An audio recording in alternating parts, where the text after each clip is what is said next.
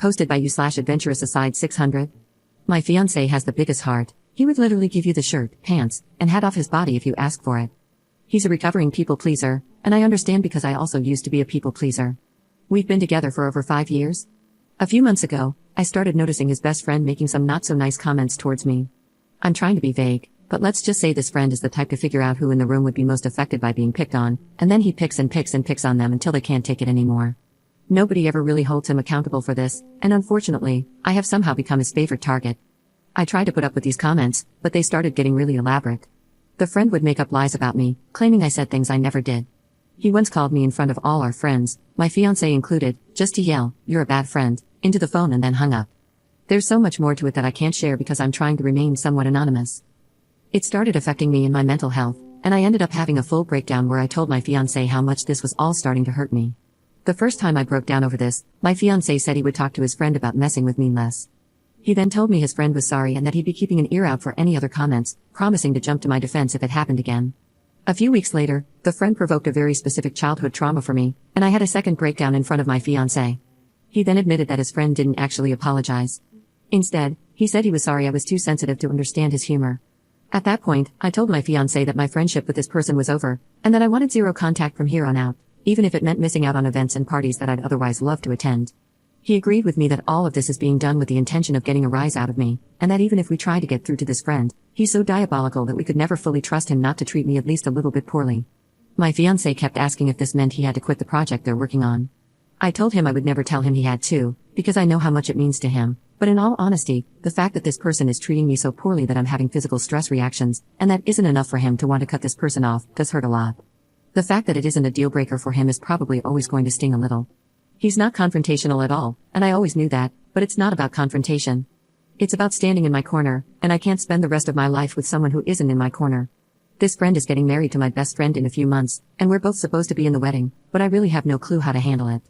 I get a literal knot in my stomach anytime his name is even mentioned now. I've seen this friend one time since all of this came to a head, and he was so over the top nice to me that it came off as arrogant. I had the second breakdown a few days afterward, because I realized I might spend the rest of my life on edge and on guard anytime this person is even somewhat in my vicinity, even if they aren't actively messing with me. I don't know how to come to terms with the fact that my fiancé was willing to lie to me on his crappy friend's behalf, but he's not willing to stand in my corner against him. I think it'll always hurt. This guy was supposed to be the best man in our wedding, and as a result, we haven't been talking much about wedding plans. I think if my fiancé is still planning on having this friend in our wedding, I may have to call it off for my own sanity, and that sucks so bad. This is eating me alive. I love my fiancé so much. I love his big heart and the way he loves with all of it.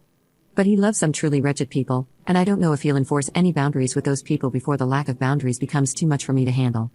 I'm just hurt and hurting. I just want whatever outcome to play out so I can stop feeling so guilty and awful all the time. Update 1 month later. Never thought I'd actually update this account out of sheer embarrassment, but I wanted to share this for those who encouraged me to put myself first. I want you all to know my partner absolutely came through and protected me in this. We spent all the time since my last post up until last week communicating, trying to find a resolution, and walking through how it got this bad. He took a lot of accountability for that. This is not a case of me giving in. He fully understands that this only got so bad because it was never handled correctly, and he had a major hand in that. There were so many more layers to this than a Reddit post ever could have conveyed. The bottom line is that we are closer than ever, and after a lot of talking, we decided on my partner sending a firm but not unkind message to his friend, explaining the behaviors, explaining that they were hurting his partner, and that it needed to stop. He offered to write up the first draft, and we could go over it together to perfect it. Reddit, please know that the first draft my partner wrote was so spot on, exactly what I needed to read, that it instantly shifted us into us versus the problem mode after we'd been stuck butting heads for weeks. He laid everything out so clearly and in ways we hadn't discussed before, so I know it came from him. We had to tone down a lot of the big emotions, but we truly gave the message its best shot at addressing the situation without being hostile. We knew the response would be bad no matter what, but I don't think anything could have prepared us for what happened. This man went full scorched earth and blew up everything almost immediately. He insulted my partner, claimed the events didn't happen the way I described, and demanded they meet up alone with a mediator. He even threatened to reach out to my partner's parents to fill them in, which was probably the moment we stopped taking his responses seriously. We're all almost in our 30s, and he threatened it not just once, but twice. We actually had to call my partner's parents to warn them that he might show up at their place later this week, and not to open the door. There's still a good chance he'll attempt it. We stayed respectful throughout all of this, which I feel good about. We didn't stoop to his level, didn't insult anyone, and simply asked for basic human respect, yet somehow it still blew up spectacularly. In the end, both of us received a massive wall of texts from my, now ex, best friend, fully backing up her man and telling her side of the story, which is so insanely far from what actually happened that all I can do is laugh. We've been shifting from crying, to being dumbstruck, to just straight up laughing at the absurdity. I went into this thinking she was brainwashed, but it turns out I was wrong. They're a perfect match. I wish them all the best. I'm sending them one last message to set the record straight, which my partner and I decided together was the best approach apart from just ghosting, before moving on from this entirely. I'm going to make it very clear that this is done. Zero contact indefinitely, and I will never look back. My partner and I both deserve much better friends, and we both see that so clearly now. I'm so glad I learned my friend's true colors before we dropped $800 on a hotel for their wedding. Thank you to everyone who was kind. Not only did I put myself first in the end, but my partner did too. We're going to take this week in stride, process it all, grieve the friendships we once thought were forever, and at the end of the week, we have a conveniently timed vacation at my partner's family cottage. I think we're going to come out of this stronger because we already feel it. Again, thank you to those who had something productive to say.